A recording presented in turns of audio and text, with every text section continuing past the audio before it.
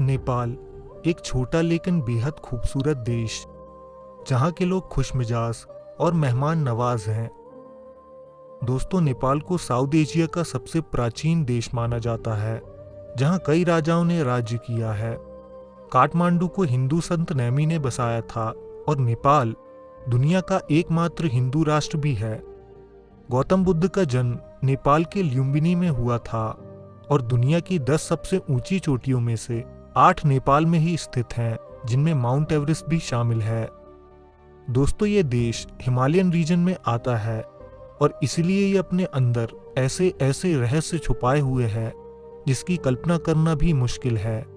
आज के एपिसोड में हम आपको नेपाल के कुछ ऐसे रहस्यों के बारे में बताएंगे जो शायद आप ना जानते हों, तो एपिसोड को अंत तक जरूर देखिएगा। दोस्तों, नेपलीज फोकलोर्स और माइथोलॉजी में एक ऐसी फीमेल स्पिरिट का वर्णन मिलता है जो काफी इविल और डेंजरस होती है। इन्हें किचकन्या या किचकंडी कहा जाता है। हाल ही में आई बॉलीवुड फिल्म भूत पुलिस में हमने इसी स्पिरिट को देखा था। दोस्तों, माना जाता है इतिहास में नेपाल की कुछ महिलाएं जिन्हें घर में मेंटली या फिजिकली टॉर्चर किया गया या फिर बच्चे को जन्म देते समय जिनकी मौत हो गई, ऐसी आत्माएं अंतिम संस्कार के बाद बचे शरीर के किसी भी हिस्से जैसे हड्डी या फिर किसी खास जगह को हॉन्ट करने लगीं। इनके लंबे लंबे बाल और गोरी त्वचा होती है। ये अक्सर किसी दुल्हन की तरह सजी नजर आती हैं। रात के समय अकेले निकलने वाले ट्रैवलर्स को ये अपनी ओर आकर्षित करती हैं और फिर उसकी जीवन ऊर्जा को खींच लेती हैं। माना जाता है इनका शिकार या तो मौके पर ही मर जाता है या फिर बूढ़ा हो जाता है। लोकल टैक्सी ड्राइवर्स का अक्सर इन स्पिरिट से सामना होता है। माना जाता है ये देर रात लिफ्ट मांगती हैं। अगर इन्हें लिफ्ट दी जाए तो ड्राइवर गाड़ी कहीं भी ले जाए, वो अंत में या तो हॉस्पिटल में बेहोश पाया जाता है या फिर शमशान में। दोस्तों, टैक्सी और ट्रक ड्राइवर्स की माने तो किचकंडी की पहचान उनके उल्टे पैर होते हैं। नेपाल में विष्णु नाम के एक ब्राह्मण का किस्सा बहुत मशहूर है।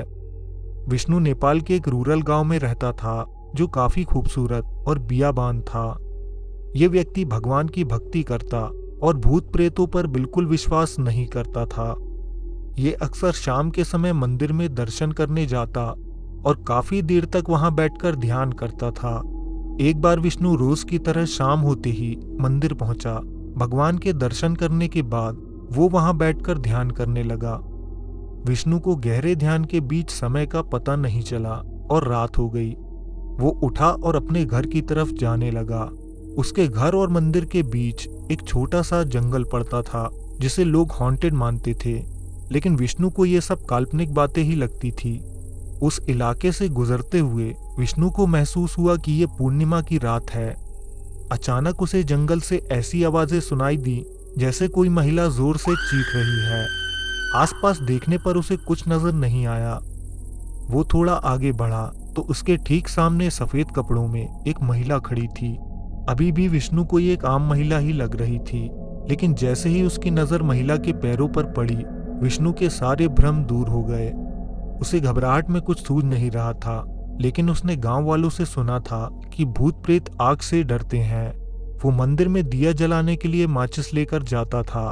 उसने तुरंत माचिस जलाई, जिसकी आग देखते ही जैसे वो किचकंडी चीखती हुई वहां से भाग गई।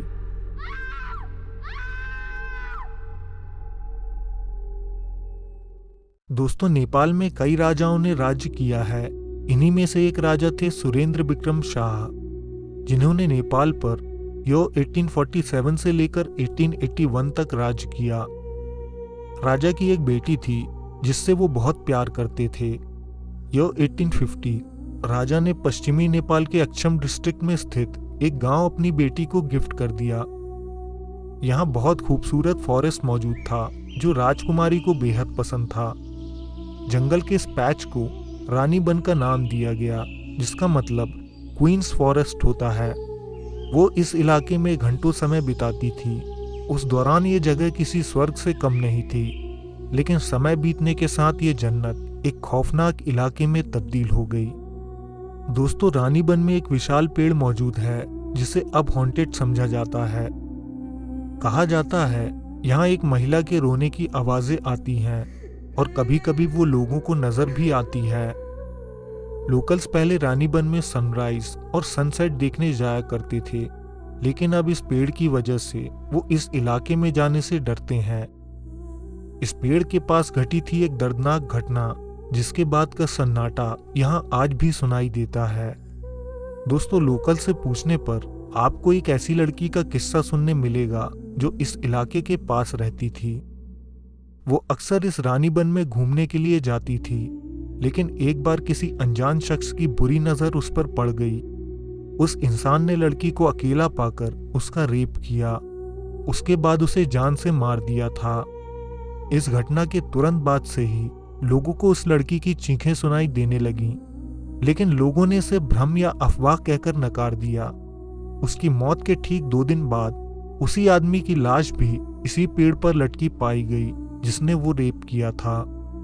अब लोगों को विश्वास हो गया कि उस लड़की ने अपना बदला पूरा किया, लेकिन इसके बाद भी उस महिला की आत्मा को शांति नहीं मिली। लोकल्स की माने तो उसने आज तक किसी का कोई नुकसान नहीं किया है, लेकिन रानीबन में अक्सर उसे घूमते हुए देखा जा सकता है, जो अपने आप में काफी डरावनी बात है।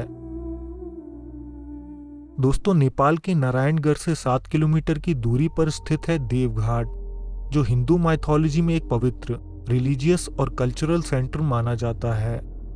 इस इलाके में कई पवित्र मंदिर भी हैं और दुनिया भर से लोग यहाँ घूमने के लिए जाते हैं, लेकिन स्थानीय लोग हमेशा से कहते आए हैं कि रात के समय देवघाट में तंत्र मंत्र, काला जादू जैसी ऑकल्ट प्रैक्टिसेस भी की जाती हैं।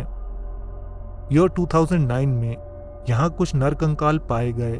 जब पुलिस ने इन्वेस्टिगेशन शुरू की तो यहाँ एक के बाद एक कंकाल मिलते चले गए। देवघाट पर लोगों का अंतिम संस्कार भी किया जाता है, लेकिन नरकंकालों का मिलना कुछ अजीब जरूर था। इस घटना के बाद आसपास के लोगों ने इस इलाके में कुछ रहस्यमयी महिलाओं को देखना शुरू किया। लोगों ने दावा किया कि कुछ महिलाएं देर रात उसी स्पॉट पर जाती हैं जहां से कंकाल निकले थे। वो वहां आग लगाती हैं और अजीब नृत्य करती हैं, जैसे कि वो कोई डार्क रिचुअल में इन्वॉल्व हों। इसके बाद वो महिलाएं अपने शरीर में आग लगा लेती हैं और नृत्य जारी रखती हैं। ये सब देखकर आज तक किसी की हिम्मत नहीं हुई कि करीब जाकर वो उन महिलाओं से कुछ पूछ सके। दोस्तों, आज तक ये एक रहस्य ही है कि आखिर वो महिलाएं कौन हैं।